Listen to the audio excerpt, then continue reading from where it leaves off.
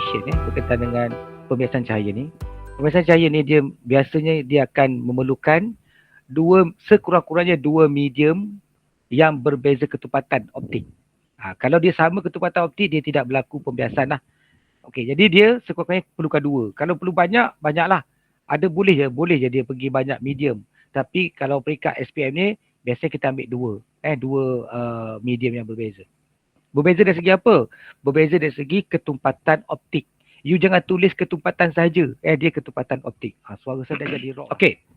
Jadi dalam pembiasan cahaya ni, untuk eksperimen pembiasan cahaya, you dengar untuk eksperimen pembiasan cahaya, biasanya kita akan tembak cahaya, kita pancarkan cahaya tu, sama ada you guna laser pen ataupun you guna kotak cahaya daripada udara ke kaca, ke medium yang lain. Maksudnya daripada udara. Kalau you guna kaca lah. Kalau you guna perspek lah. Tak kisah, dua-dua boleh. Okey, jadi pembiasan, kalau eksperimen pembiasan cahaya dia macam tu. Okey, sama ada you guna yang segi empat, blok kaca tu segi empat ataupun blok kaca tu semi bulatan, dia datang daripada udara ke kaca, kaca tu dia kena pada bahagian yang rata. Boleh maksud saya ni bahagian yang rata yang ini yang bahagian ni rata ni. Kalau bahagian yang satu lagi tu yang melengkung, ini bahagian melengkung. Okey, so ini laser pen. Ini pen laser. Dia ada perbezaan ni, ada ramai juga yang tanya saya, cikgu, nampak macam sama kan? Pantulan dalam penuh dengan pembiasan tu, dia macam sama. Tapi sebenarnya berbeza. Radar dia sama. Tapi kita punya prosedur tu tak sama. Okey, ini prosedur kita bagaimana kita buat eksperimen yang saya katakan eksperimen pembiasan.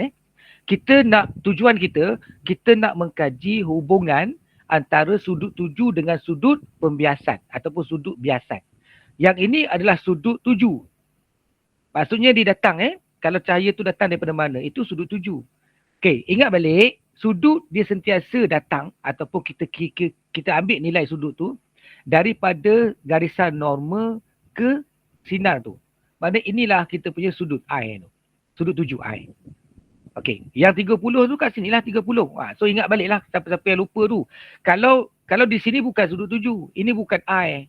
Ini bukan I. Kadang-kadang soalan dia nak mengelirukan kita. Dia nak uji you faham ke tak faham, you ingat ke you tak ingat. Okey, sekali. Yang pertama. Lepas tu, bila cahaya ni, contoh yang cahaya merah saya tembak ni, cahaya merah. Lepas tu bila dia kena dekat, dia masuk dalam blok kaca tu, dia akan berlaku pembiasan. Maksudnya cahaya tu akan terpesong. Dia tidak lurus lagi. Okey, kenapa dia tak lurus? Kita kena ingat baliklah konten dia.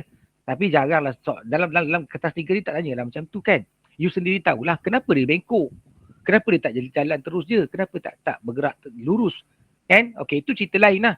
Tapi bila kita buat, kita nampak dia akan terpesong oleh kerana dia datang daripada udara ke dalam kaca. Maksudnya dia datang daripada medium yang berketumpatan optik tinggi, rendah ke medium berketumpatan optik tinggi. Jadi bila dia datang masuk ke dalam blok kaca, dia akan terpesong menghampiri garis normal. Itu you dah belajar. Okay? Dan sebaliknya lah. Dan sebaliknya. Kalau dia datang daripada udara ke kaca, dia akan terpesong menghampiri garis normal. Okey. Jadi, sinar yang terbias tu akan pergi ke arah ini. Maksudnya sudut dia ni lebih kecil berbanding dengan sudut tuju. Sudut pembiasan akan lebih kecil daripada sudut tuju. Mesti. Tak boleh you catat nanti kan. You catat sudut R, you masuk 20 darjah tetapi you bagi catat 25. Salah. Itu mesti something wrong punya. Kalau you dapat macam tu mesti ada sesuatu yang tak kena. Boleh Okey, ini yang pertama. Lepas tu penting sangat untuk you kena maintain kat mana dia masuk. Point dia masuk tu mesti kena tetap. Tak boleh untuk sudut 20 you masuk kat sini. Sudut 30 you masuk kat sini. Sudut 40 tak boleh. Dia mesti kena tetap di tengah-tengah. Ramai juga yang tanya saya, cikgu mesti tengah-tengah ke? Tak boleh kat tepi. Tak boleh. Dia kena tengah-tengah. Sebab apa kena tengah-tengah? Sebab blok kaca separuh semi bulatan ni, dia sebenarnya adalah satu bulatan. Kan? Satu bulatan. Lepas tu dia dipotong dua gitu. Jadi dia ada titik tengah. Bulatan tu ada titik tengah. Center of curvature. Dia ada titik tengah tu. Titik tengah ni kita perlukan. Kalau kita tembak masuk kat sini, dia begini kan. Dia nak keluar nanti macam mana? Dia keluar kat sini. Kan tak sama kat sini. Kalau dia keluar kat sini kan tak sama. Tapi kalau dia masuk tengah-tengah, kalau dia masuk tengah-tengah kan. Okey, ini kita punya normal. Kalau dia masuk tengah-tengah, dia masuk macam ni. Kan? Dia, yang ni tak adalah. Kalau separuh bulatan ni. Kalau dia masuk tengah-tengah, dia akan pergi macam mana tau? Dia akan pergi kat sini, ataupun dia pergi kat sini, ataupun dia pergi kat sini, atau di mana-mana saja dia pergi, jarak dia adalah sama. Jarak dia adalah sama. Sebab tu kita kena tengah-tengah. You nampak rasional dia. Kenapa perlu tengah-tengah? Okay. Contoh yang saya guna ni bahan kaca Lepas tu, bila you dah tanda semua, kalau you guna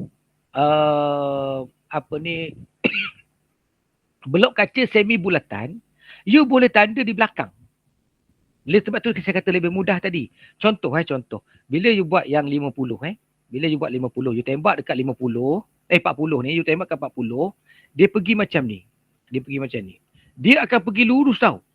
Dia pergi lurus je. Walaupun dekat sini ada sempadan antara kaca dengan udara. Tapi kenapa dia pergi lurus? Sebab dia duduk pada normal. Dia akan keluar dekat normal. Di sini ada normal, di sini ada normal, di sini. Normal tu dia sentiasa 90 darjah dengan permukaan, dengan sempadan. Jadi di mana-mana saja dia keluar, dia akan pergi pada garisan normal. Sebab tu dia tidak terpesong. Berbeza dengan kalau you guna yang segi empat. Bila you guna yang segi empat, dia masuk kat sini. Lepas tu dekat sini dia dah terpesong. Dia dah terpesong macam ni. Tapi bila dia keluar daripada permukaan dia akan terpesong lagi. Maknanya dia dua kali terpesong. Sebab tu you tak boleh ambil dekat sini. Tapi kalau guna semi bulatan, you boleh ambil. You boleh ambil dekat sini. You boleh tanda kat sini. Sama je. You tanda kat sini, tanda kat sini. Ataupun tanda dekat sebaik saja dia keluar tu boleh. Kalau guna semi bulatan. Kalau guna yang segi empat, mesti tidak boleh tidak. Mesti kena ambil dekat dia keluar ni. You kena tengok betul-betul mata you. Kena tengok betul-betul tempat yang dia keluar ni you kena tanda sebagai sudut biasan. Tandaan untuk sudut biasan. Tak boleh tanda kat sini sebab dia dah lari. Tak boleh tanda kat sini sebab dia dah lari. Faham Sebab tu dia memang boleh guna. Kalau kau tanya, boleh ke guna yang empat segi? Boleh. Jawapan dia boleh. Tapi kalau guna yang empat segi, dia kena tanda dekat sini. Kalau dia keluar kat sini, you kena tanda kat sini. Dia keluar dekat sini, you kena tanda dekat sini. Faham tak maksud saya? Harap faham lah. You tak boleh tanda dekat jauh. Sebab dekat jauh tu, you dah terpesong dah. Dia terpesong kali kedua. Tapi kalau guna semi bulatan, dia tidak terpesong lagi. Dia terpesong sekali je. Dia terpesong bahagian ini saja. Faham Okey. Yang kedua, lepas tu kita pun dapatlah. Kita pun dapatlah dia punya reading, bacaan Sangat penting untuk you letak you punya protractor tu betul-betul pada garisan. Garisan ini. Betul-betul tepat. Kalau you lari sikit je sudut tu dah lari dah. Okay. Bila you dapat sudut yang tak tepat, bila you buat graf graf you akan lari banyak. Kalau you tengok yang saya buat dalam video tu, saya dapat sudut ni betul. Lepas tu bila saya buat graf saya tu cantik. Dia boleh bermula daripada asalan. Nampak tak? Itu sebab saya kata sangat penting. Sebab kalau you type sin R, sin 14. You type sin 14 dengan you type sin 12. Kan? Saya dapat 14, you dapat 12. Dia punya bacaan tu beza. 0 point beza dah. Jadi sebab tu dia sangat penting ketepatan dalam kes ni. Itulah termasuk dalam berjaga-jaga dah. Okey. Bila you buat, kalau dia keluar macam ni lah. Bila you buat macam ni, dah dapat keputusan ni, and then you buat jadual. Tapi tak perlu buat terus. Macam saya buat contoh tu, saya terus buat jadual kan. You tak perlu buat terus jadual. Takut soalan tak minta pun you buat jadual kan. Kalau soalan tu minta jadual, buat jadual, you buatlah jadual macam yang saya buat tu. Okey. Ikut soalan tu nak minta you buat apa. Kemungkinan dia minta you buat sin I dengan sin R saja. Terpulanglah. Sebab dia bergantung kepada peruntukan markah. Kalau dia suruh buat sin R jadual tu, dia banyaklah sikit markah. Okey. Seterusnya, ini contoh data yang saya dapat lah. Okey, ini contoh graf yang saya buat. Saya nak beritahu sikit bagaimana graf ni dibuat. Dan data. Okey, satu perkara yang saya tersilap. Saya pun manusia biasa kan. So ada tersilap. Sepatutnya sin I ni dia tak ada unit. Dia tak ada unit. Sin R dengan sin I tak ada unit. Jadi bila you buat jadual, you buat semua yang ni kecuali unit bagi sin I dengan sin R. Sin I dengan sin R ni tak ada unit. Dia cancel, dia hilang unit tu. Sebab ni dah jadi masuk nilai sin. Bila nilai sin tu dia tak ada unit. Asal dia ada. Sudut tuju adalah darjah, sudut pantulan ada, sudut biasan ada unit darjah. Tapi bila kita calculate dengan masukkan nilai sin, dia hilang dia punya unit. Okey, boleh Okey. Graf. Macam mana nak buat graf? Bila kita dah dapat contoh, okey, contoh sebab dalam soalan MRSM, dia soalan dia suruh buat lakar ataupun plot graf sin R lawan sin I. Okay, sin R lawan sin I. Nama yang disebut dulu duduk pada paksi Y. Ini cara kita buat graf seperti biasalah. Okay, sin R lawan sin I. Jadi yang ini duduk pada paksi Y. Yang ini duduk pada paksi X. Tak sama macam yang saya buat ni. Yang saya buat ni ialah soalan dia minta buat graf sin I lawan sin R. Ini soalan yang saya tunjuk tu. Jadi ini adalah paksi Y. Ini adalah paksi X. Yang dia sebut dulu tu mesti paksi Y. Yang disebut kemudian lawan kepada apa duduk pada paksi X. Itu biasalah, sepatutnya you dah biasa. Okey. Kalaulah soalan ini yang keluar, sangat senang untuk you buat graf. Ini dah mudah lah cara nak buat lah. Senang je, you tanda je dia punya skala tu untuk X dan Y 0.1. 0.1 untuk satu kotak tebal tu. Satu kotak ni maksud saya. Satu kotak ni 0.1. Lepas tu tambahlah 0.1, 0.2, 0.3 sampailah ke berapa nilai maksimum yang you ada. Contoh yang maksimum yang saya ada untuk sin I 0.87. Jadi saya kena buat sekurang-kurangnya sampai 0.90. Faham? Sampai 0.90. Jangan buat sampai 0.87 je. Boleh tu boleh, tapi nampak lebih cantik kalau kita buat 0.90. Dalam contoh yang saya buat sampai 1.0, tak apa. Okey, bagi sin R pula kita buat 0.57, ni data saya dapat. So saya boleh buat sekurang-kurangnya 0.60 lah. Nampak? Okey. So jadilah graf macam ni. Okey. Kemudian bila kita dah plot tu mesti tepat tau. Sebab ketepatan kita menanda plot koordinat tu, dia ada markah dia. Kalau you plot tak tepat, itu tak, jadi you kurang markah lah. Boleh Okey. So macam saya buat ni, saya dah plot, kemudian saya dapat macam ni. Ada lari jugalah. Bukan semua kena pada garisan. Bukan semua kena. Ada juga yang lari sana, lari sini. Tapi kita boleh dapat, kita boleh gariskan satu garisan yang terbaik. Pit line. Okey. Macam mana kita nak buat? Satu, ramai belajar, dia akan berhenti sampai kat sini. Kalau yang tak biasa buat eksperimen lah. Okey, dia akan garis, dia buat garisan, dia berhenti kat situ. Itu tak tepat. Bila kita buat eksperimen, dia ada satu, dia panggil istilah ekstrapolasi. Jadi bila kita kena buat ekstrapolasi, mana garisan kita ni, kita akan sambung sampai dia menyentuh paksi. Biasa menyentuh paksi Y, ataupun dia akan bermula daripada kosong. Macam graf ni yang saya buat ni, bila saya sambung garisan, saya buat extrapolation, dia akan kena pada kosong-kosong. Ni yang saya buat lah. Sebab tu penting guna pembaris panjang. Mesti bawa you kena ingat tu, bawa pembaris panjang.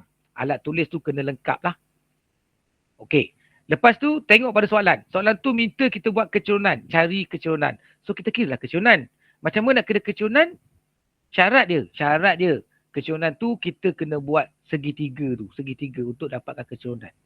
Jadi saya punya bacaan ni kebetulannya dia kena pada titik yang ujung sekali, iaitu titik 0.57, 0.87.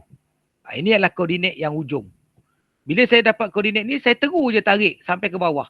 Saya terus je tarik sampai ke bawah, and then saya dapat segitiga, nampak tak? Ini segitiga yang saya masukkan. Okay, boleh Nampak tak segitiga saya buat tu? Jelas kan? Okay, ada yang tanya segitiga tu nak buat, kita kena buat dotted line ataupun solid line. Dua-dua boleh. Dua-dua boleh, bergantunglah. Tapi kalau tanya saya, secara peribadi, saya lebih suka guna dotted line. Okay, saya lebih suka guna dotted line. Sebab apa? Sebab dia adalah garisan yang kita buat kemudian. Bukan garisan graf. Kalau takut buat, bila kita buat solid, dia takut macam crowded. Dia terganggu dengan garisan graf asal. Jadi saya suka buat tu. Syarat kedua, dia kena besar. Dia kena besar. Dia boleh kecil. Okay, berapa besar? Lebih besar daripada setengah garisan graf. Kalau garisan graf kita kat sini kan, maksudnya dia kat sini. Dia lebih besar daripada segitiga ni. Lebih besar daripada segitiga ni. Faham tak? Jadi kalau you nak buat besar mana? You nak buat besar ni boleh. You nak besar macam saya pun boleh. Jadi senang sangat. Kalau macam graf saya ni, saya ambil lah yang maksimum punya tu. So saya dah dapat lah macam tu. And then saya pun diminta untuk kira kecerunan kan. So saya kira kecerunan. Guna formula matematik. So kecerunan sama dengan Y2 tolak Y1 bahagi dengan M2 tolak M1. M pula X. X2 tolak X1. Tapi walaupun kita punya Y dengan X tadi dah ada nama dia.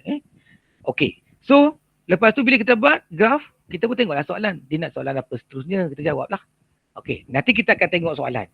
Ini untuk macam mana buat eksperimen dulu. Nak plot graf ambil berapa titik perpuluhan? 2 titik perpuluhan. Okay, satu bahagian kita tu, satu bahagian besar tu 0.1. Jadi setiap yang kecil tu ialah 0.01. Faham Jadi dia ada 2 titik perpuluhan pada graf kita. Jadi kalau tanya cikgu nak guna berapa decimal places, kita guna 2 pada graf. Pada jadual saya dah jelaskan pada you all, you boleh guna sama ada 2 atau 4. Sebab nilai sin tu dia banyak titik perpuluhan. Dia boleh guna sampai 4. 2 titik perpuluhan boleh, 3 boleh, 4 pun boleh. Itu maksud dia. Okey, Amali berpandu ke? Ya, yang ini berpandu dulu.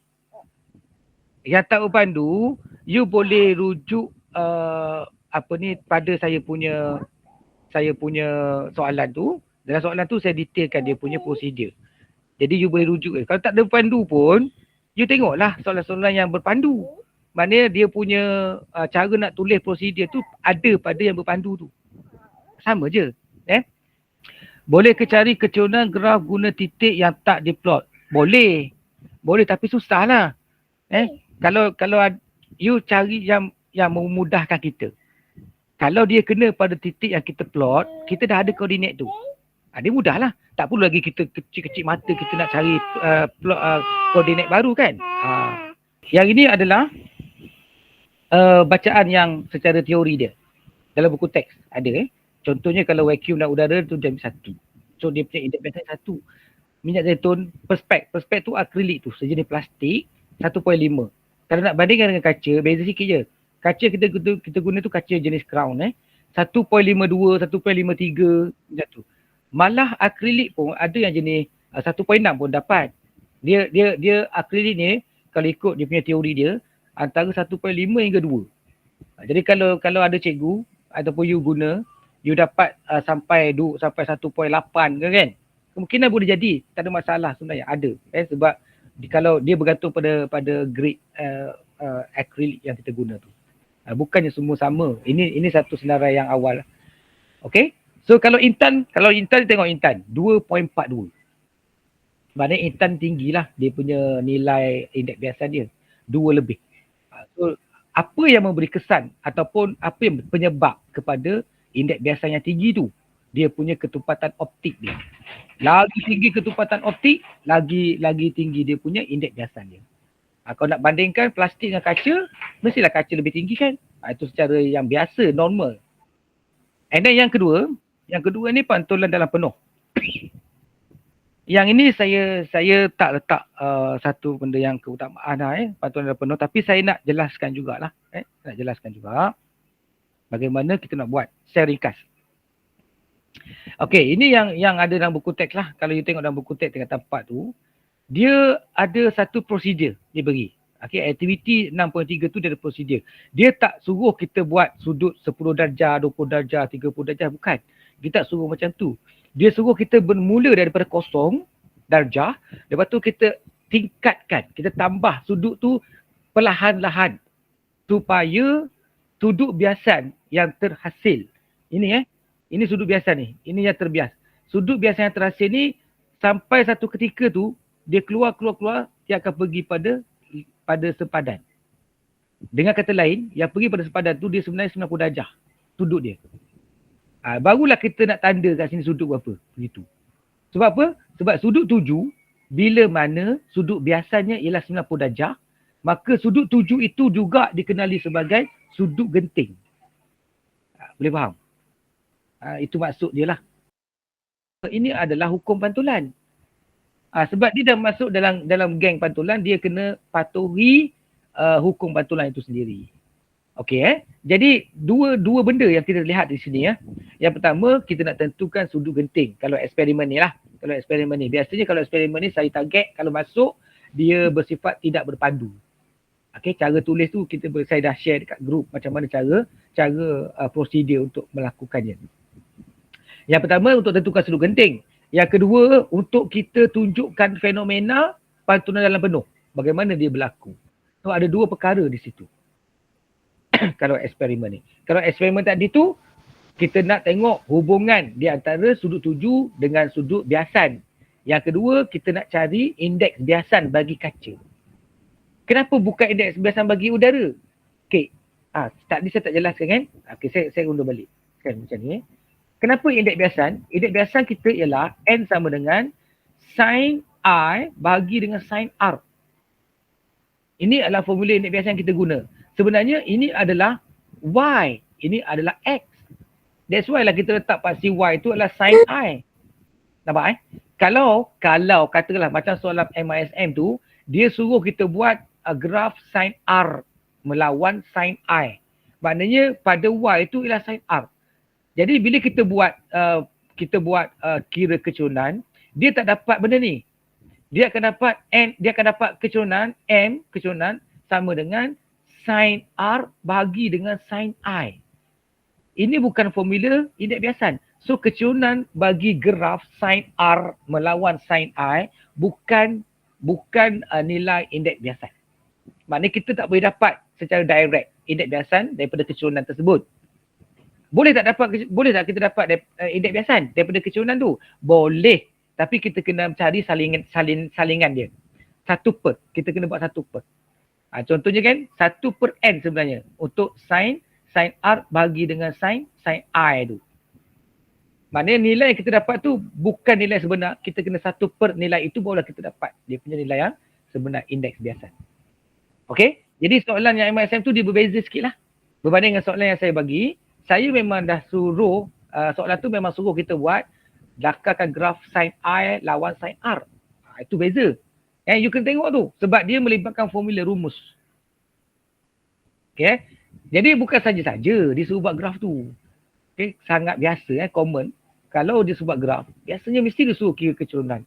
Dan kecurunan tu mesti ada sebab, ada sesuatu. Ada kita panggil definisi secara operasi macam tu. Sebenarnya kecurunan tu dia mewakili apa? Kita nak cari indeks biasan, tapi kita kira kecurunan. Itu adalah definisi secara operasi. Definisi secara operasi bagi kecurunan. Kecurunan ialah nilai kita nak ialah nilai indeks biasan. Baik, kembali kat sini balik. Jadi bila kita dah dapat ni, kita pun tak ada masalah lah. Kita boleh buat. Selesai. Okay? Baik, yang ini selesai. Saya nak tunjuk beberapa alat yang mungkin setengah orang dia tak pernah jumpa. Kan, tak pernah tahu. Saya tak boleh bayangkan. Kan? Mungkin dia masa cikgu tunjuk tu dia tak datang ke kan.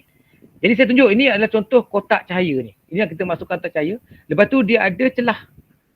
Okey, kalau dia guna yang bawah ni ada satu celah. Ini satu single slit.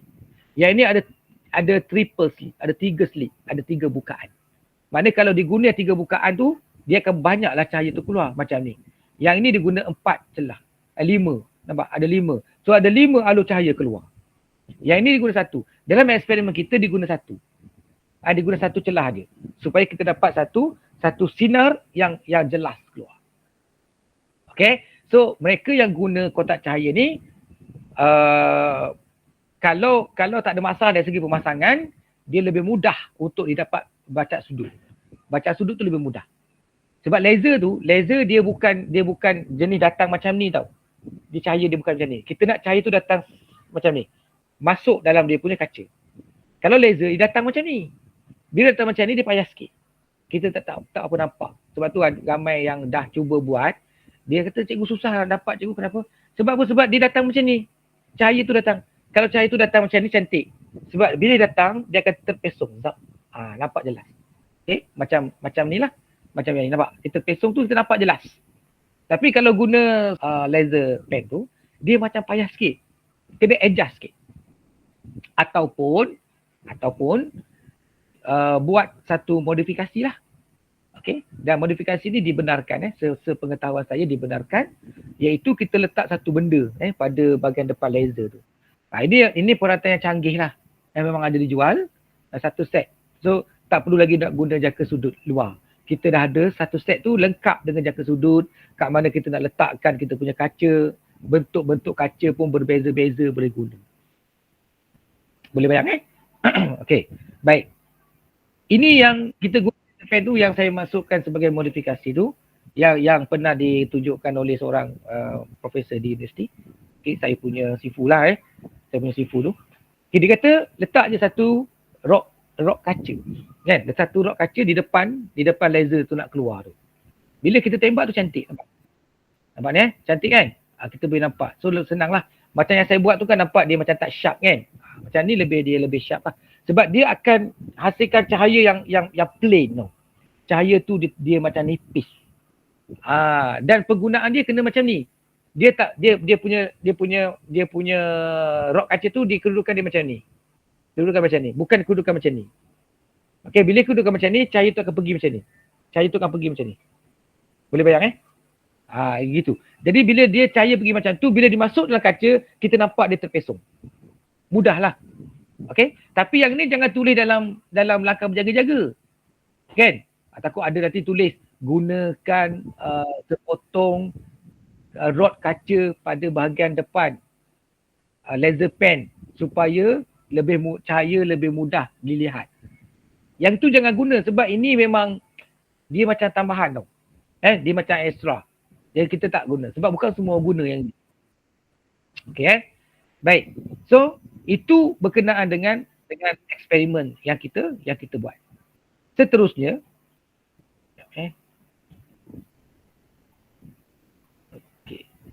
kita tengok pula kita punya soalan lah.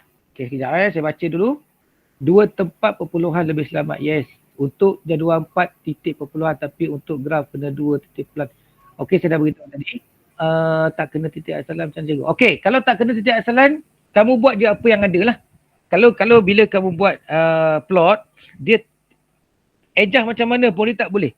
Kan? Kamu cuba cari garisan yang terbaik, graf tu, tapi tak kena titik asalan. Tak ada masalah. Tak kena lah.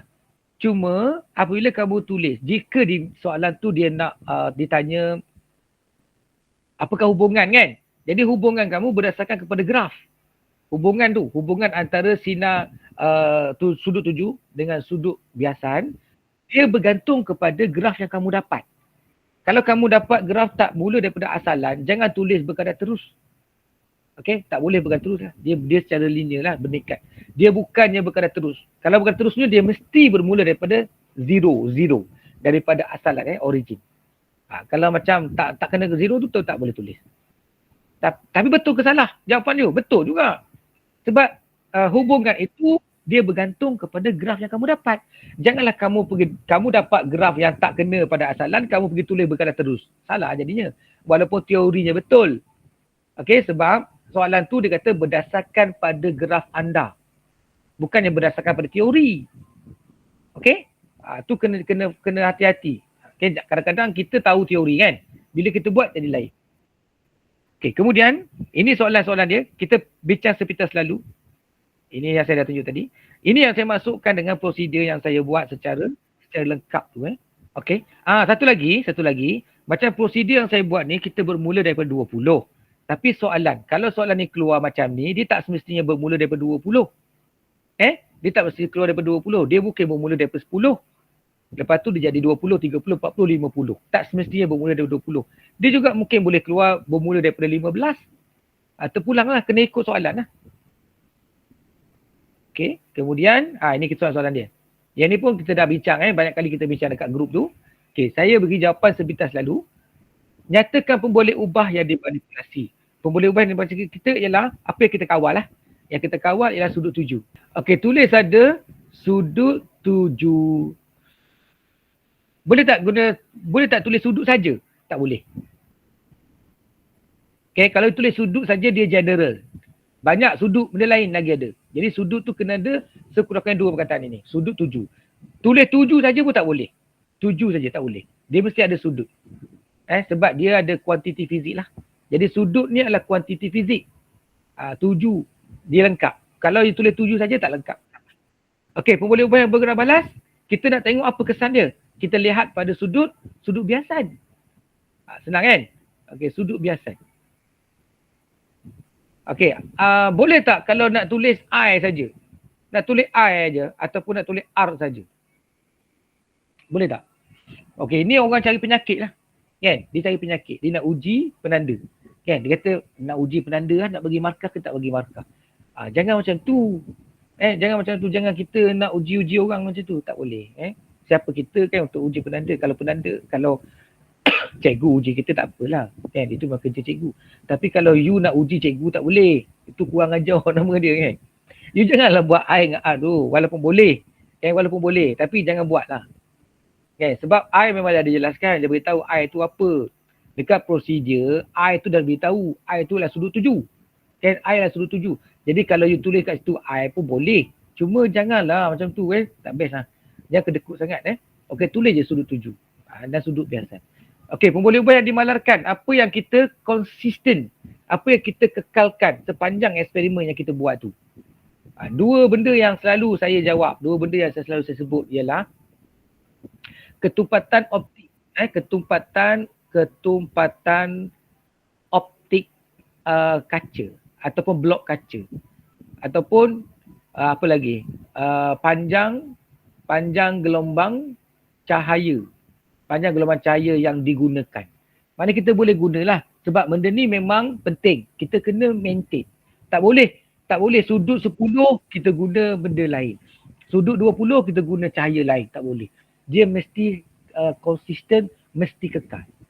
Barulah adil. Itu maksud pemboleh ubah yang dimalar. So masing-masing ada kuantiti fizik. Yang ini panjang kuantiti fizik dia. Yang ini ketumpatan kuantiti fizik. Okay, so ingat bila kita tulis pemboleh ubah, jangan abaikan kuantiti fizik. Mesti ada. Okay, itu mesti. Okay, kemudian dia suruh kita buat jadual. Jadual dia bergantunglah pada apa yang dia minta. Contoh soalan ni, dia minta kita buat 1 I, 2 R, sin I dan sin R. So ambil pembaris, buat jadual. Jangan kedekut, jangan cincai-cincai pergi buat dengan tangan kosong macam ni. Okey, guna pembaris lah, nampak cantik sikit. Kan? Orang suka benda cantik. Okey, penanda pun dia suka. Tengok cantik, kemas lah budak ni buat. Dia pun sukalah. Berbanding dengan kawan kita seorang lagi, dia buat comot-comot. Tak ada jadual pun. Itu tak mau Okey, lepas tu lengkapkanlah jadual tu. Okey, buat jadual. Yang pertama, disuruh buat I. I lengkapkan dengan unit. Unit dia darjah. Lepas tu R, unit dia darjah. Lepas tu disuruh buat lagi sin I. Sin I tak ada unit. Lepas tu dia ada sin R. Sin R pun tak ada unit. Dan tu kita boleh masuk data lah sebab kita dah ada data. Okey, I kita buat apa tadi? Kita mula dengan 20. Lepas tu 30. Lepas tu 40, 50 dan 60. Ada 5 set. Sekurang-kurangnya ada 5 set. At least. Sekurang-kurangnya 5 set. Jangan buat 4. Mesti 5. Atau lebih. Biasa kita buat 5 je. Lepas tu masuk dah nilai dia. Masuk nilai berapa ni? Untuk art berapa? Lepas tu untuk sin I ni kita dah kira lah. Guna kalkulator. 0.berapa tadi kan?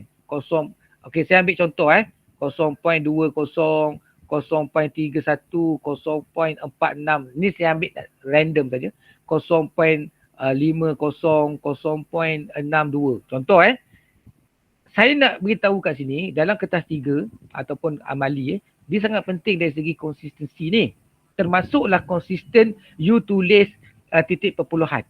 Walaupun kita nampak 0.2 je boleh tulis 0.2 kan. 0.2 sama je dengan 0.20. Tapi tak boleh sebab kita kena konsisten 2 titik perpuluhan tu. Dia kena tulis 0.20. Okay. 0.31 tak ada masalah lah. Dia dapat 2 titik perpuluhan. Ataupun nak buat 4 titik perpuluhan. Tak ada masalah. Bila you buat 4 titik perpuluhan, pastikan semua 4 titik perpuluhan. Jangan kadang-kadang setengah tu 4, setengah tu 2, setengah tu 3 tak mau. Tak konsisten. Dia mesti konsisten. Okay? Jelas sebab dia ada markah untuk konsistensi tu. Begitu juga dengan sign art lah. Sign art pun kalau you nak buat 2 titik perpuluhan, semua 2 titik. Okey, ada yang tanya, cikgu boleh tak kita guna 4 titik perpuluhan? Jawapan saya boleh. Saya tak kata salah. Kan?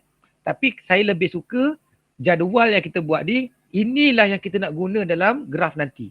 Maksudnya kalau kita nak buat graf, kita tahu tadi graf kita perlukan 2 titik perpuluhan. Dan dalam jadual pun kita dah siap-siap dah buat 2 titik perpuluhan. Kenapa pula dalam jadual kita nak buat 4? Kan? Lepas tu bila dekat graf kita buat 2. Kan kena ada satu masa pula untuk berfikir lagi kan. Tak payah kan. Saya lagi cadangkan dekat jadual pun terus je buat 2 titik perpuluhan. Nanti dekat graf senang. Kita ambil je value dia terus direct. Kalau kedudukan pen laser tak sama. Yang jauh ada yang dekat tapi tembak juga. Okey, kalau guna semi bulatan boleh. Sama dekat atau jauh tak kisah. Dia sama je. Sebab dia satu garis. Yang saya kata tak boleh tadi tu kalau guna blok segi 4. Sin I per sin okey. Ni Alia kecurunan tu boleh guna sin I per sin R. Sebenarnya kita cari kecurunan tu memang sin I per sin R pun. Kalau kita buat graf sin I melawan sin R. Tapi kalau you punya graf sin R melawan sin I, kita kira kecurunan, tapi kecurunan kita tu bukan indeks biasan. Indeks biasan tentang perspek dan kaca buku teks ke? Sebab buku lain. Tak semestinya tak semestinya ikut buku teks. Sebab saya kata tadi kan nilai dia antara 1.5 hingga 2. Perspek tu. Jadi kita mungkin dapat lain lah. Tapi biasanya kalau satu sekolah tu dia guna material yang sama, jadi bacaan dia sepatutnya hampir sama. Hampir sama. Tak boleh jauh sangat. You dapat 1.5 tapi kawan you dapat 2.0. Itu dah jauh sangat. Dia akan berlaku error besar tu. Graf tu sin I melawan sin R. Okay, depend situation, yes. You kena lalu asalan. Eloknya graf lalu asalan sebab risau terpesong jauh. Betul. Okay, sudut 7, yes. Manipulasi. Gerak balas sudut biasan, yes. Malah ketumpatan optik blok kaca, yes. Saling balik kan. Cikgu, kalau dimalarkan indeks biasan blok kaca. Indeks biasan blok kaca. Okey, bagus soalan. Tadi saya bagi 2 je kan. Ada yang tanya juga, cikgu kalau tulis indeks biasan blok kaca boleh tak? Yang boleh ubah yang dimalarkan kan? Jawapan saya boleh. Boleh. Cuma jadi pelik sikit lah. Sebab apa jadi pelik? Sebab kita nak dapatkan indeks biasan tu. Cuma kita fikirkan, kita dah kepala kita, indeks biasan kaca tu sama sebab kita guna kaca yang sama. That's why dia boleh. So ada 3 lah ada 3. Contoh prosedur. Dalam contoh soalan saya ada prosedur. Nanti perkara-perkara penting tu nanti saya akan post semula. Sebab mungkin dia dah jauh dah jauh atas tu. Saya akan post semula perkara-perkara penting. Okay, you tunggu je lah.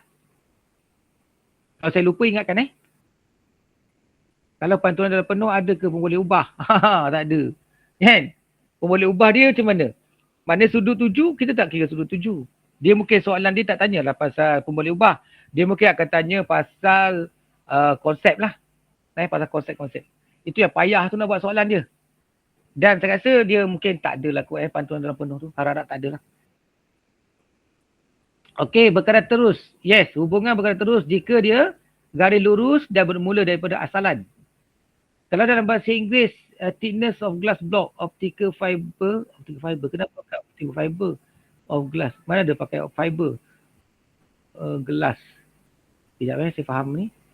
Thickness of glass block. Okey, boleh ke? Thickness of glass block. Boleh tu boleh. Okey, thickness dia betul, kita memang kena kekalkan thickness dia. Thickness tu juga adalah kuantiti fizik. Boleh ya. Tapi saya tak tulis tadi kan. Sebab dari segi keutamaan.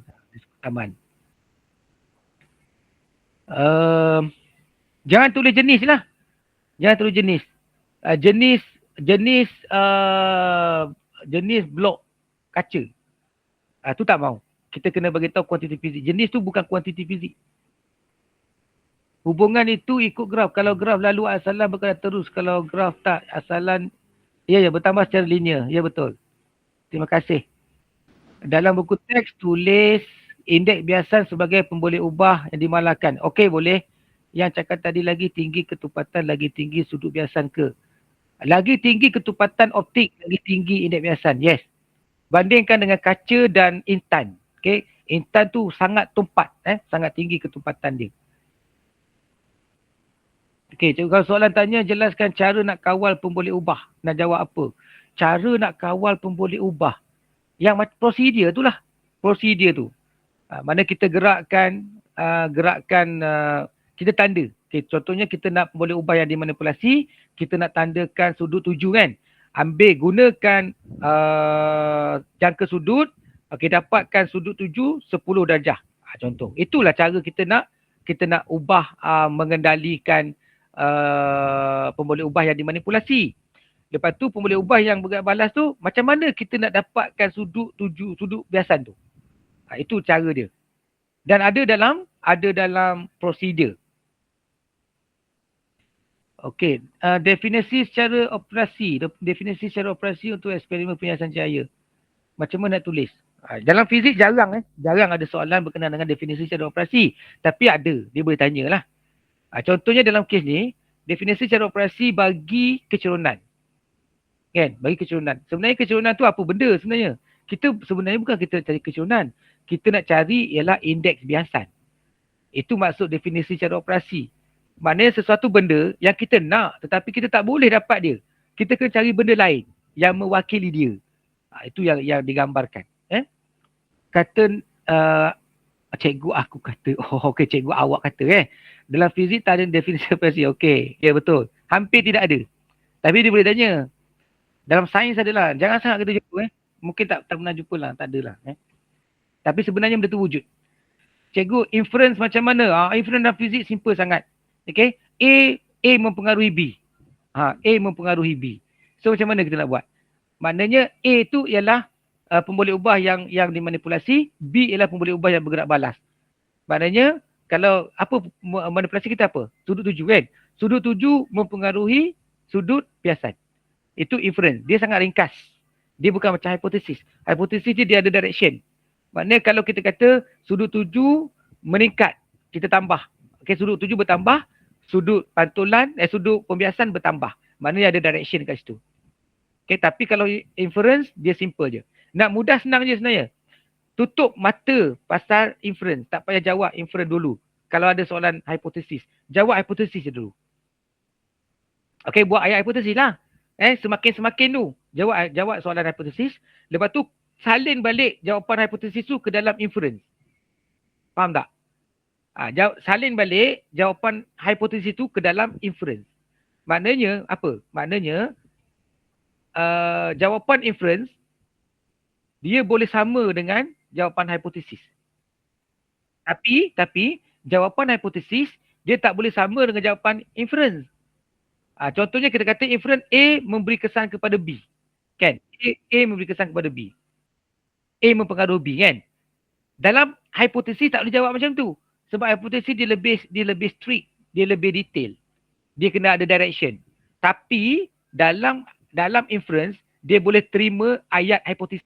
Faham jadi kalau keluar dua soalan tu, you boleh tutup mata dulu inference, jawab dulu hipotesis. Lepas tu saling semula untuk inference Pernah dengar tak macam tu? Pernah dengar tak cikgu you cakap macam tu? Okey. Okey, cikgu ramalan ada tak? Alamak, kita banyak kongsi benda yang ramalan lah ni. Eh? Yes, PM mempengaruhi PB. Okay, terima kasih. Hubungan. Okey, hubungan dia ada keutamaan. Hubungan ni sama ada kita tulis dia berkadar terus, berkadar songsang ataupun bertambah secara linear. Itu je yang biasa kita gunalah dalam fizik SPM. Dia sebenarnya ada banyak lagi jenis-jenis hubungan tu. Kalau dia bentuk curve ada lain, kalau dia bentuk gaya lurus tidak, bermula daripada asalan dia lain, bermula daripada asalan dia lain. Tapi untuk SPM ni biasanya dia ada berkadar terus, berkadar songsang ataupun meningkat atau berkurang secara linear. Itu je tak banyak pun sebenarnya. Ramalkan kecerunan graf jika blok kaca diganti blok perspek ketepatan optik yang lebih rendah. Soalan ni saya rasa susah nak keluar. Tapi boleh jawab.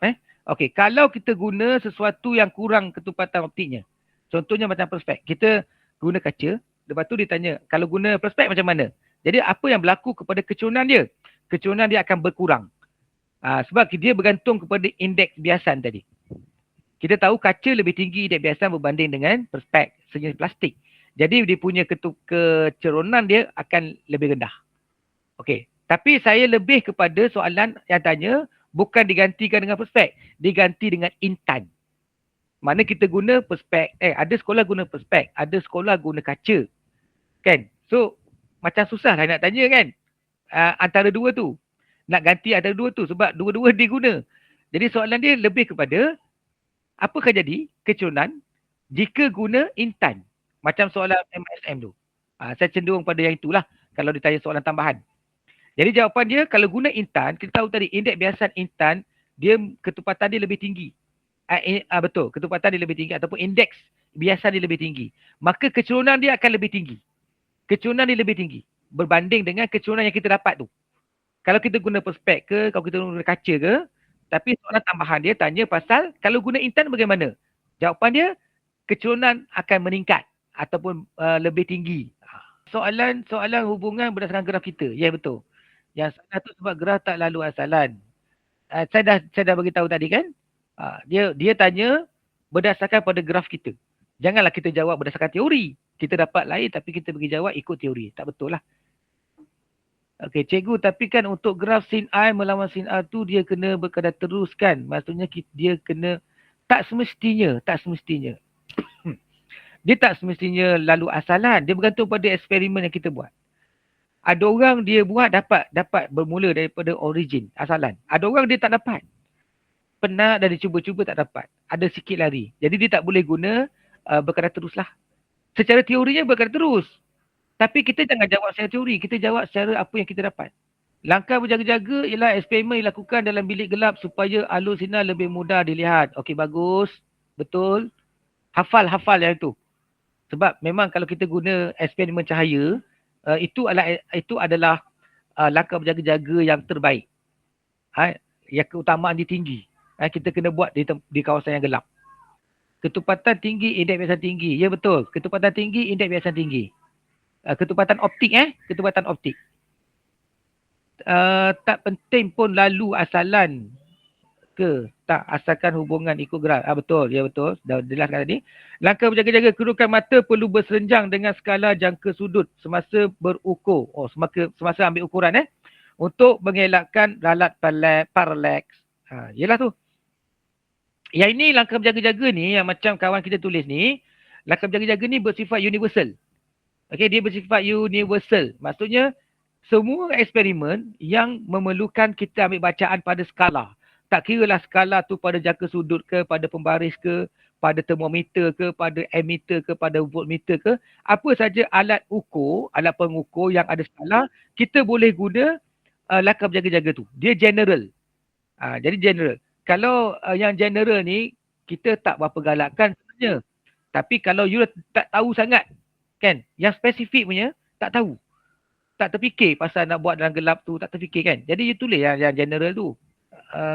Nak kena 1.50 sampai 1.53 ke? Tak semestinya. Tengok pada apa yang you dapat lah. Okay, untuk eksperimen ni kena lukis graf dari asalan kan cikgu? Tak semesti daripada asalan, bergantung pada data kita. Inference dan hipotesis tu ambil ayat dari eksperimen 6.1 dan buku teks pun dah sesuaikan. Ya betul. Boleh cek dalam buku teks. Mata mesti bersenjang. Sama tadi. Mata mesti bersenjang dengan bacaan pun boleh kan cikgu? Tak boleh. Dia tak boleh. Dia macam tak lengkap. Tak cukup. Okey, mata mesti bersenjang dengan bacaan. Dia bukan bacaan dengan skala. Dengan skala, dia separuh saja. Itu how, bagaimana. Itu bagaimana. Kita buat lakar berjaga-jaga, dia ada konsep pasangan. Dia pairing. Dia pair dengan how and why lah. How and why. Maksudnya kalau dia kata mata mesti bersenjang dengan bacaan tu, itu how, bagaimana. Bagaimana kita buat. Lepas tu dia mesti lengkap dengan why, kenapa. Okay, so kita kena tambah ayat tu supaya ataupun untuk mengelakkan ralat perleks. Itulah jawapan kepada why, kenapa. Maksudnya bila kita buat langkah berjaga-jaga, dia ada pasangan how plus why. Faham Ha. Okey. Memang titik pertama betul-betul kena asalan ke? Oh, titik pertama? Tak. Titik pertama kita yang titik kosong tu kita tak kira sebagai titik pertama. Tak dikira sebagai titik pertama. Kalau you tulis dalam jadual kosong, sudut tuju kosong, lepas tu you dapat sudut pantulan kosong, kan? Yang itu kita tak tulis. Yang kita tulis ialah apa yang prosedur tu buat. Contoh, dia kata kita mulakan dengan 20. Kita kena mula 20 lah.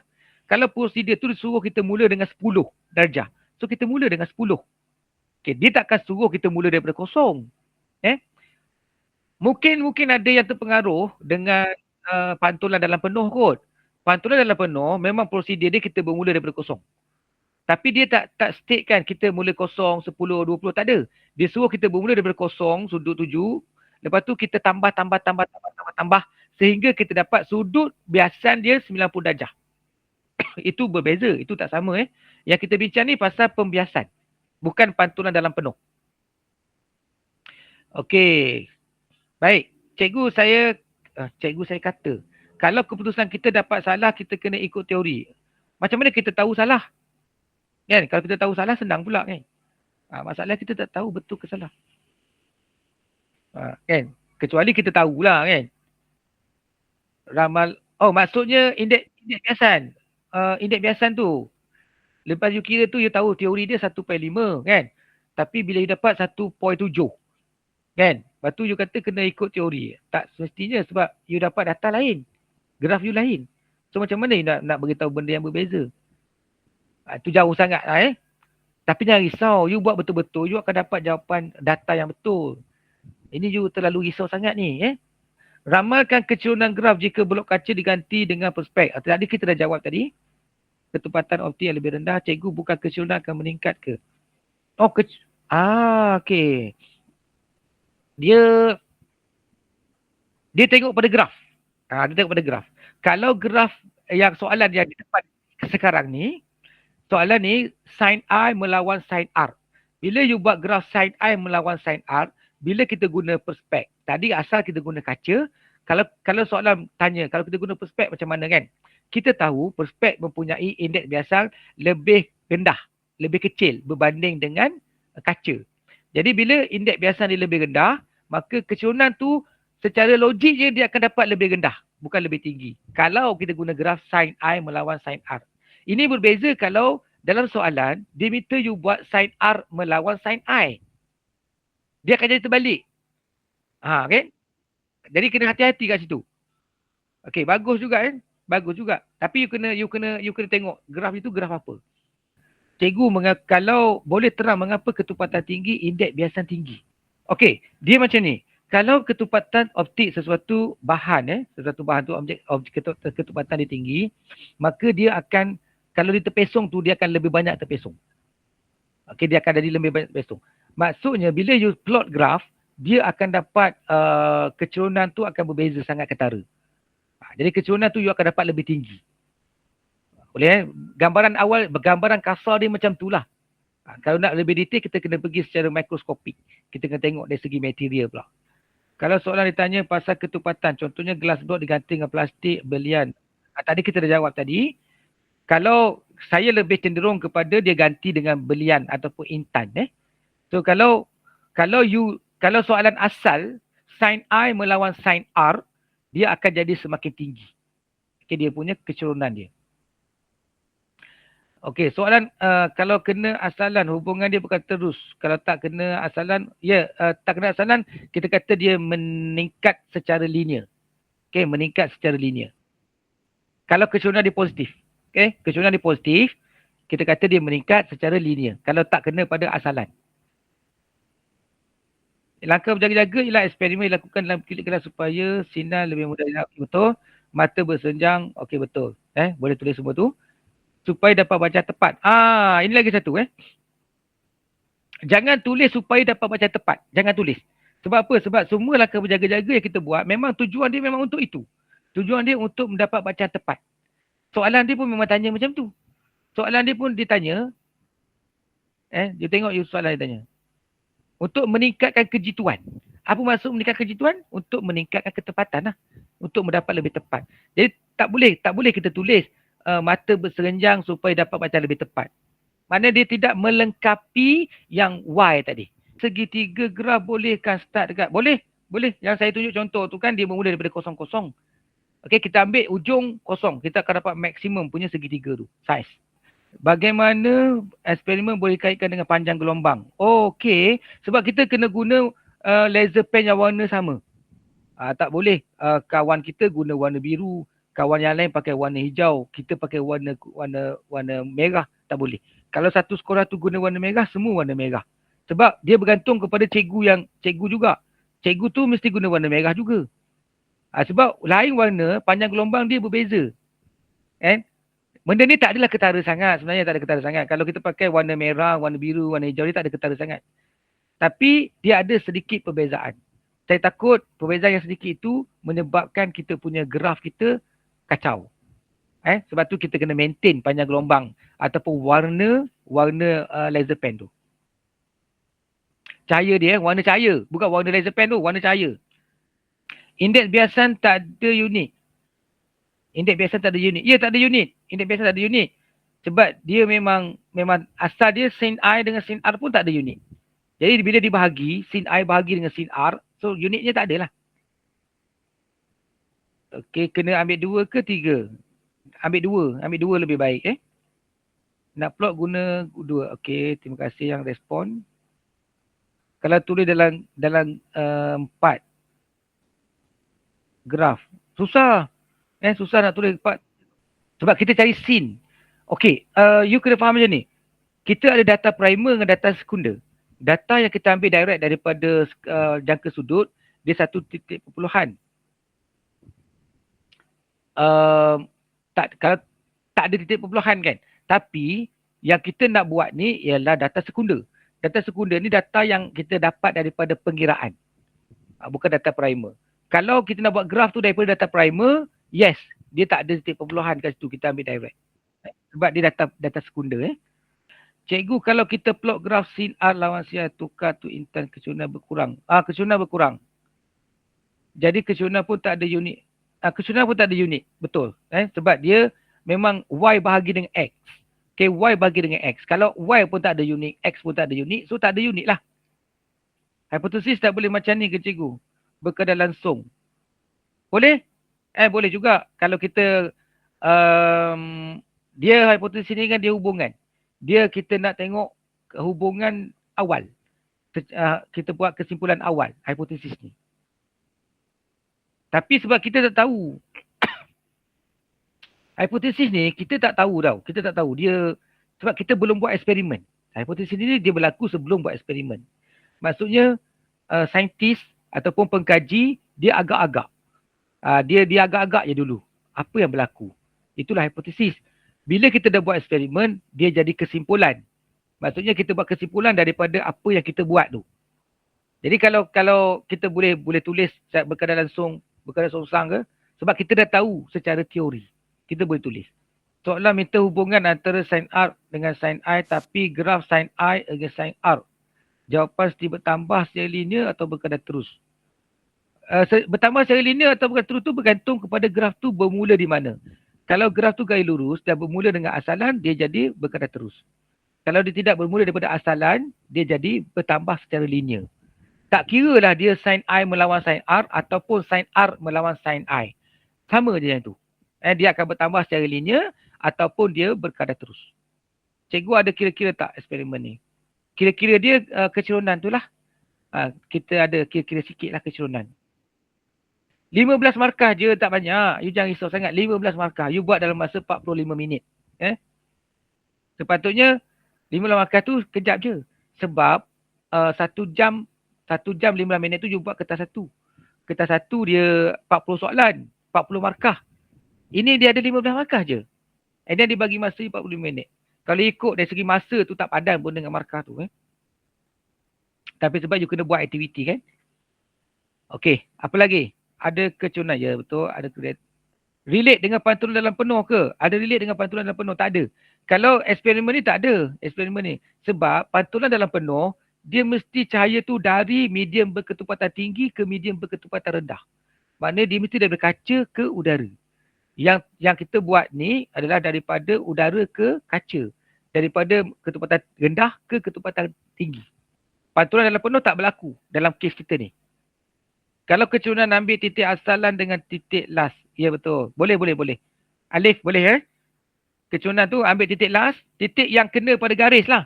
Yang kena pada garisan graf kita. Kalau titik last kita tu tak kena pada garisan, jangan ambil. Kita ambil yang kena pada garisan. Okey, kalau sin R melawan sin I nak cari indeks biasan. Ya, satu perkecerunan. Ya betul. Cikgu macam mana nak kawal pemboleh ubah PM dan PB? Tadi saya dah cakap tadi. Ikut pada prosedur kita lah. Macam mana kita nak gerakkan, nak tambah sudut tu. Kita kena beritahu kita guna apa dan apa nilai kita. Okay, kena ada benda tu. Janganlah you bagi tahu secara general saja. You kata, okay, kita tentukan sudut 7. Tapi you tak beritahu berapa nilai you nak. Lepas tu apa alat yang you guna. You kena bagi tahu. Dua-dua sama je. Sama ada pemboleh ubah yang dimanipulasi ataupun yang bergerak balas. You kena ada nilai, yang bergerak balas tak ada dah nilai kan. Alat pengukur kena ada. Okay, alat pengukur tu kena ada. Okay, yang depan kita ni sekarang ni kertas MISM. Yang kertas MISM ni, dia adalah eksperimen tidak berpandu. Dia tak ada prosedur. Tapi yang ni dia tak guna laser pen lah. Okay, dia guna light box. Dia guna kotak cahaya yang ada macam-macam tu. Ada mentol, ada sel kering, ada pemegang bateri macam-macam. Dia suruh kita buat. Light box tu dia suruh kita buat, kita pasang. Lagi mencabar lah. Kan? Berbanding kalau kita guna laser pen. Kalau kita guna laser pen, kita boleh pancarkan terus je. Tekan button, dia terus keluar. Tapi kalau guna benda ni, kita nak kena pasang. Kalau sekolah tu dah siap pasang, okey lah kita terus boleh guna. Kalau dia tak pasang, kan? Dia bagi asing-asing kita pula kena pasang. Mencabar lah. Hebat. Dia bagi kita satu keadaan. Ini dipanggil rangsangan dia, stimulan dia. Kita tengok ada gambar diberi, mata kedudukan tu berbeza. Kedudukan mata tu berbeza dan nilai R itu berbeza. Tapi hati-hati kat sini. Hati-hati kat soalan keluar macam ni lah. Kalau soalan gambar dia keluar macam ni, you kena bijak juga. Okay, you tengok tu cahaya tu datang daripada mana kan. Jangan tersilap arah pula. Kan, pergi buat arah sini lah. Cahaya mengeluarkan sinaran. Bukan cahaya tak keluarkan sinaran. Sinar itu terpantul daripada objek. Okay, so dia sebab tu dia arah ke sana. Jangan tulis ke sini salah lah. Jadi, yang datang daripada objek tu jadi I kat sini nampak. Sudut 7. Di sini sudut 7. Di sini sudut pembiasan. Maksudnya, dia datang daripada medium yang berketupatan tinggi ke medium berketupatan rendah. Daripada air ke udara. Sebab air tu duduk di dalam air. Sudut 7 duduk dalam air. Yang kita buat sebelum ni, yang macam ni, sudut air kita tu datang kat sini. Di udara. Ini sudut air kita, 10 tu. 10, 20, 30 tu di udara. Ini adalah air. Kan lain. Okey, satu inference yang sesuai tadi saya kata tadi, PB mempengaruhi PB. Pemboleh ubah yang bergerak balas, PB pula PM. PM, PB.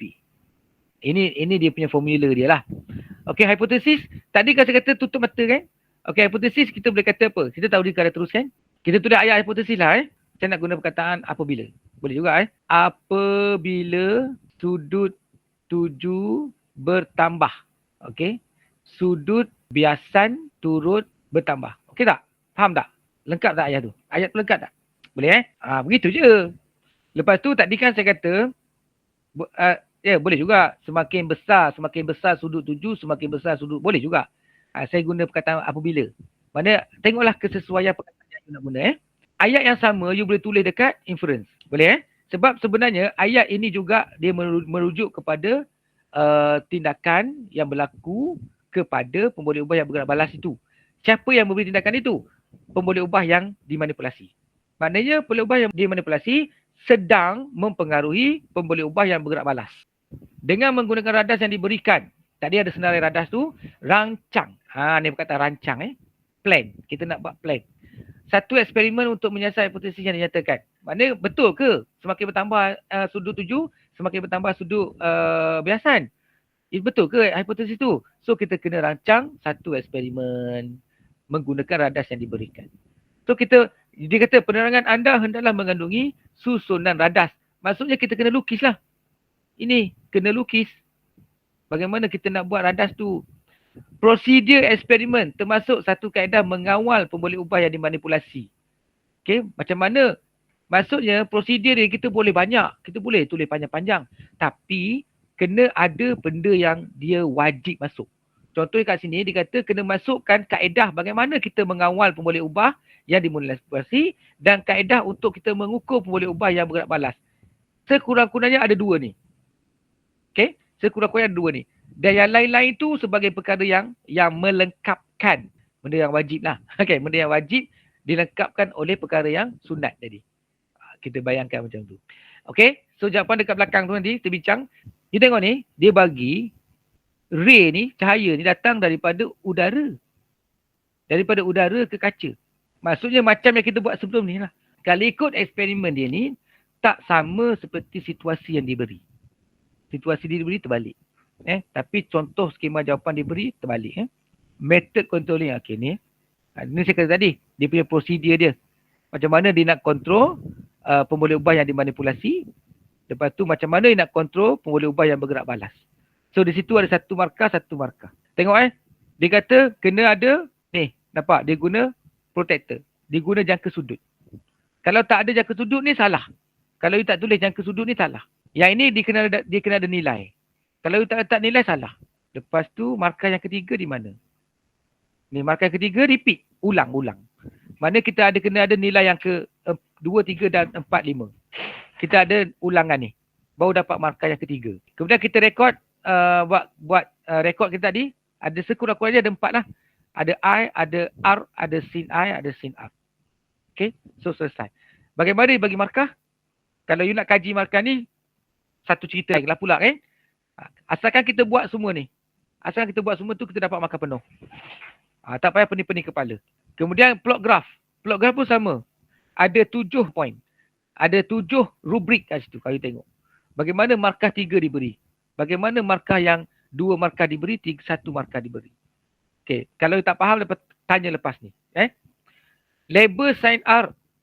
Label. Kat label tu ada markah. Ada point. Tak ada unit. Kalau you tulis unit dekat Y axis dengan L axis tu, you tak dapat point yang kedua ni. Uniform scale. Maksudnya you punya uniform tu sama. 0.1, 0.2, 0.3. Peningkatannya sama. Uniform. 3 atau 4 point plotted correctly. Maknanya you kena plot setiap titik yang you dapat tu secara tepat. Betul. Yang kelima, 5 point plotted correctly. 3 atau 4 ataupun 5.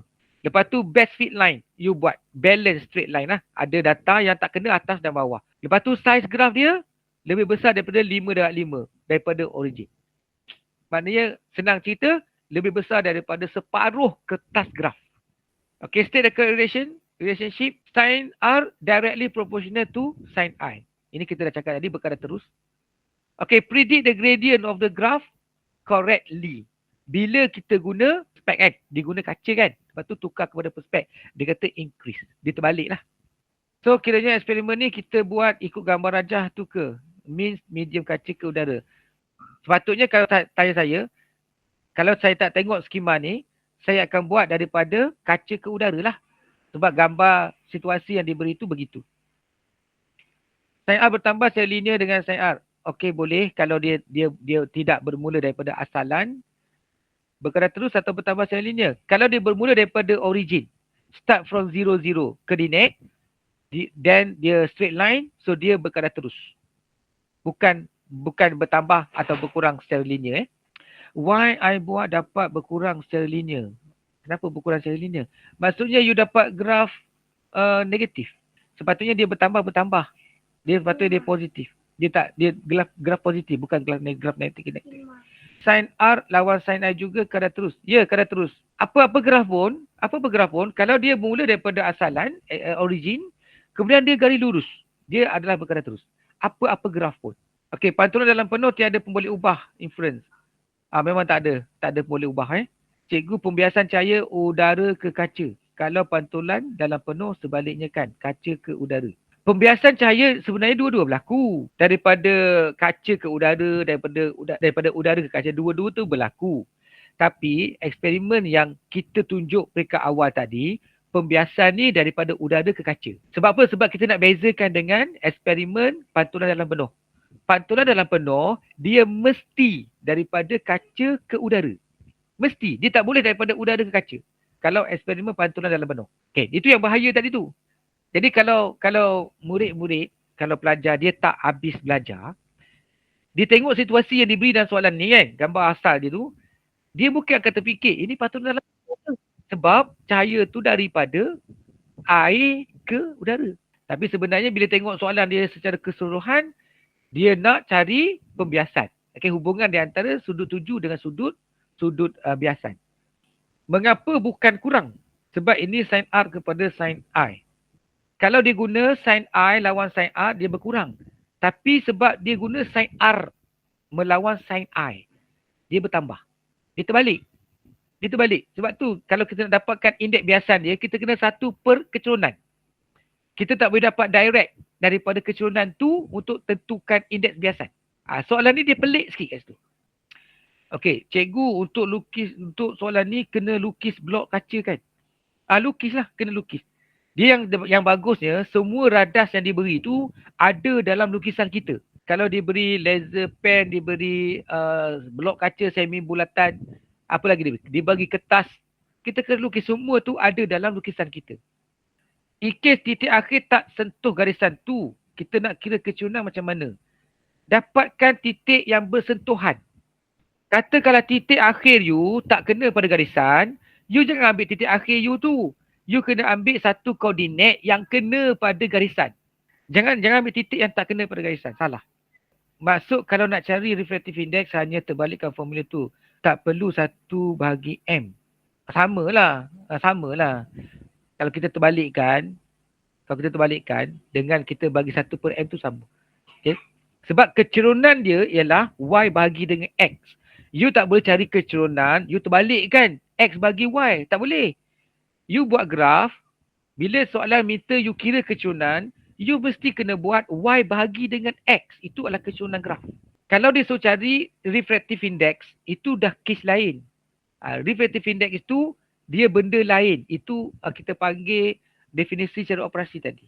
Dia bukan dapat direct daripada graf. That's why kita kena satu per kecerunan. Cikgu, apa beza udara ke kaca dan kaca ke udara? Dia ada beza dia. Kalau udara ke kaca, nilai N yang kita cari tu ialah untuk kaca. Kalau kita buat daripada kaca ke udara, nilai N dalam formula tu, N sama dengan sin I bahagi dengan sin R. Nilai N tu, indeks biasan tu bukan untuk kaca. Kan? Nilai N tu untuk medium yang kedua. Kalau kita datang daripada udara ke kaca, tak ada masalah. Sebab N tu memang untuk kaca. Sebab kaca adalah medium yang kedua.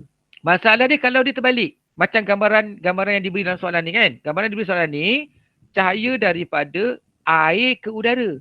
Maksudnya dia datang daripada ketepatan rendah ke ketepatan tinggi. Daripada air ke udara. Jadi bila kita masuk dalam nilai N, dia akan dapat N tu ialah N untuk udara. Bukan untuk air. Udara ke kaca pembiasan. Kaca ke udara pantun dalam penuh. Okey, kita boleh stick macam tu. Tapi benda tu bukan satu undang-undang dan peraturan. Itu bukan. Itu kita saja nak bezakan. Kita nak bezakan. Kalau kita nak buat eksperimen pembiasan, kita buat seperti apa yang kita tahu tu. Kita buat udara ke kaca. Itu pembiasan. Kalau kita nak tunjukkan fenomena patulan dalam penuh, kita buat kaca ke udara. Itu bukan undang-undang peraturan. Itu adalah perkara yang memudahkan kita. Okey, lukisan tu kena hantar juga ke cikgu? Lukisan tu sebab ada dalam soalan. You tak tengok lagi soalan ni Ni soalannya, dia ada bagi ruangan untuk lukisan. Ini. Ini lukisan. Okey. Lukisan dia tak sama macam yang saya lukis ni lah. Kalau you tengok skema tadi, dia lukis 4 segi kan. Sebab dia beri gelas blok. Kalau tengok soalan asal dia, ni senarai radas yang diberi, blok kaca. Nampak ni, nombor 7. Dia beri blok kaca, ini adalah blok kaca yang 4 segi. Bukannya yang semi bulatan. Dia tak sama tu. Lukisan tu ada ukuran ke? Tak ada. Tak ada ukuran. You lukis je dalam ruangan yang disediakan. Lepas tu tak adalah timbul soal, cikgu lukisan tu nak kena kempil ke, nak kena lampir ke. Tak ada persoalan itu. Sebab memang ada dalam ruangan soalan. Semakin bertambah indeks biasan, semakin bertambah keceronan. Betul ke? Boleh lah, betul. Dua-dua tu betul. Tak ada masalah. Tapi dalam kes kita ni, kita cari keceronan. And then itu adalah indeks biasan. Kalau you kata indeks biasan, lepas tu bertambah. Dia macam terbalik kan? Tapi dua-dua tu boleh diterima. You nak bagi tahu semakin bertambah indeks biasan, semakin bertambah keceronan, ataupun you nak cakap semakin bertambah keceronan, semakin bertambah indeks biasan. Okey, itu betul dua-dua. Tapi itu bukan kita punya hipotesis Hipotesis kita antara pemboleh ubah yang dimanipulasi dengan pemboleh ubah yang bergerak balas. Bukan benda tu. Itu dia punya statement, itu konsep je. Okey, pipe silinder tu apa cikgu? Alamak. Okey, pipe silinder tu sebab depa orang ni, dia orang buat kotak cahaya. Jadi bila dia orang buat kotak cahaya, macam-macam lah you tengok peralatan tu. Sebenarnya kalau dalam soalan yang sebenar dia tak banyak macam tu. You yang risau. Okey, cikgu lukis blok kaca semi bulatan sama dengan segi 4. Lukis blok kaca. Tapi kalau you guna semi bulatan, lukis semi bulatan lah. Kalau sekolah you guna segi 4, you lukis yang segi 4. Janganlah pula you lukis benda yang teori pula. Lukis apa yang kita buat. Baik, soalan terus panjangnya. Kalau soalan macam ni tanya indeks biasan dari graf. Maksudnya gradient dia terus ambil direct dari graf lah cikgu. Sebab cahaya merambat dari lebih tumpat ke kurang tumpat. Hukum Senen nak cari indeks biasan. Okey, Nur Ashikin. Pemahaman saya pada asalnya memang begitu. Pemahaman saya yang asal. Tapi bila saya tengok dia punya gambar rajah, dia tak. Gambar rajah dia buat macam yang kita buat. Maknanya daripada udara ke kaca. Jadi daripada udara ke kaca, indeks biasan kita ialah N. Maksudnya kaca tu menjadi medium yang kedua juga. Cuma beza dia, bila dia buat graf, dia buat graf R lawan dengan sin R lawan dengan sin I. Bila sin R lawan sin I, sebenarnya terbalik. Formula tu jadi terbalik. Jadi keceronan kita tu bukannya nilai indeks biasan. Macam mana kita cari nilai indeks biasan? Keceronan yang kita dapat tu, kita kena satu perkan dengan keceronan tu. Nilai keceronan tu. Barulah kita dapat nilai indeks biasan. Tapi soalan ni dia tak minta kita bagi tahu indeks biasan. Dia suruh kita kira keceronan je. Tapi cahaya yang dibias tak sama jika guna semi bulatan atau segi 4. Betul. Sebab tu cara kita nak ambil data berbeza. Kalau kita ambil guna semi bulatan, kita boleh ambil di sepanjang garis, di sepanjang alur sinar tu. Tapi kalau kita guna segi 4, dia tak boleh. Dia kena ambil cahaya yang betul-betul keluar daripada kaca. Tak boleh ambil depan sikit, tak boleh. Sebab dia dah lari. Guna kaca lain-lain ke cikgu? Ada yang semi bulatan, ada. Kalau sekolah you guna semi bulatan, semua semi bulatan. Kalau sekolah you guna segi 4, semua segi 4. Termasuk cikgu. Termasuk cikgu yang buat eksperimen kawalan tu. Dia kena guna apa yang murid-murid guna. Dan tak boleh campur-campur. Okey, kalau graf sin I kalau perspek tu diganti dengan intan. Okey, sin I melawan sin R. Perspek diganti dengan intan. Keceronan bertambah. Yes, keceronan bertambah. Ada beza ke blok kaca dengan semi bulatan dari segi nak tentukan sinar bias? Ya, itu yang saya jelaskan daripada tadi. Cara kita nak ambil tu berbeza. Kalau you tak nak berbeza, kalau you tak nak pening, you kata tak naklah perkataan berbeza tu, boleh. Saya boleh ubah balik ayat saya. You ambil sudut biasan tu, titik cahaya yang betul-betul keluar daripada permukaan kaca. Maksudnya, bila kita dapat satu sinar, kalau you guna semi bulatan, kan, saya kata tadi, dia boleh ambil lajak ke depan. Kita boleh ambil lajak ke depan sebab dia garis lurus. Tapi, boleh juga kita ambil pada permukaan di mana cahaya tu keluar. Kalau tak nak guna perbeza lah, dua-dua tu sama. Kita boleh guna dua-dua. Kalau hafal data boleh guna untuk segi empat dan semi sekular tak? Takut lain lah Pak, lain benar, lain sangat. Kalau sikit-sikit tak apa, takut lain sangat. Hafal boleh hafal, kan? You boleh hafal data-data yang you pernah buat ataupun you pernah tengok kan. Tapi takut bila sampai kat sekolah, bila kita buat eksperimen dah jadi lain. Kalau dia tak nampak ketara tak apa, takut ketara. Bila ketara, cikgu you dapat lain, you dapat lain. Payah ha?